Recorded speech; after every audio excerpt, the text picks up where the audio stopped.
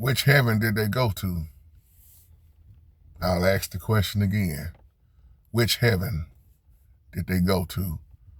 For those who tuned in last night, excuse me, on the live chat of the dark side of the third heaven, this is like a part 2 of that. When I ask the question, when people keep saying the wicked who die, they still going to heaven. I understand that. But I've been asking the question, which heaven? I see the comments where somebody said it ain't but one heaven. Totally disagree with that. When you read the Bible, it say heaven and then heavens. For those who've been following along, that's why I put an S on the end.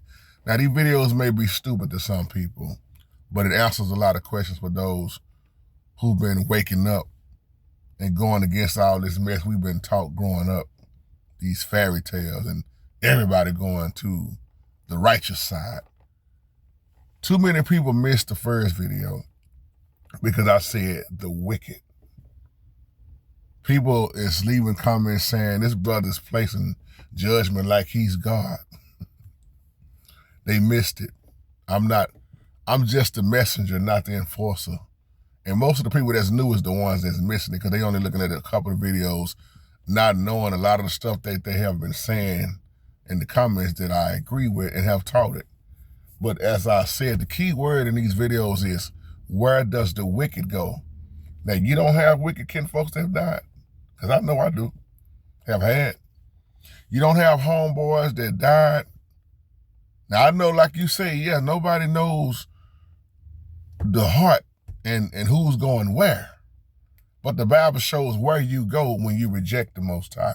I think that's the point that everybody was missing that was missing it. Everybody don't go to the righteous side. So I asked the question last night, what is child corruption? What is the definition of child corruption? I'm gonna just do this video separate and just say to those who study and understand, what is child corruption?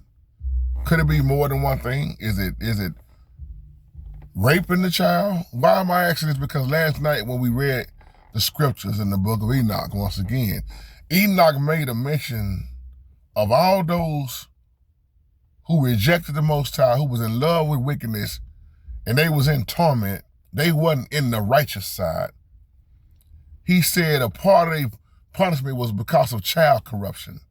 And then if you notice, there's a word in there that starts with an S that's very popular, Sodom. And we know what sodomized is. We know what the cities of Sodom and Gomorrah were. So Enoch showed that those, see, the unrighteous, not the righteous, but the unrighteous, they didn't have it made good. So you telling me everybody that died goes to heaven, like I keep telling y'all, which heaven? And if you don't agree with the book of Enoch, it's going to be hard for you to agree with these videos because Enoch talks about 10 different heavens. We covered the third one last night. He saw the beauty. He saw the righteous. He saw the tree of life. He saw all of that.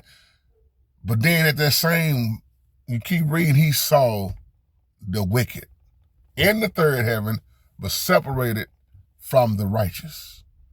He saw fire. He saw ice. So when I ask the question, when y'all keep talking about they all went to heaven, which heaven are you talking about? Think about it. See, these are the type of things a lot of people don't like to question. They just want to accept that fairy tale feel good sermon. I'll never forget this funeral I went to, and I close. This man was a terrible, terrible dude, man. Matter of fact, everybody was glad he was dead. Just like I told y'all last night in the live chat about the man that was raping little boys. And they ended his life in prison. When I talk like this, again, I'm talking about where the wicked goes. In heaven. But that's why the Bible say heavens. Excuse me. Y'all catch that? Heaven, heavens. Enoch was taken to see what no other man really could see like that. And it bothered him, once again. See, it bothered him. It terrified him. And that's why don't nobody want to talk about it.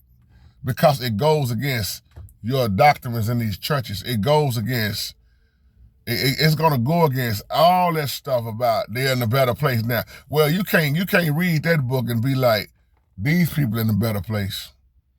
You can't read Luke 16 in the King James Bible and believe that the rich man is in a better place.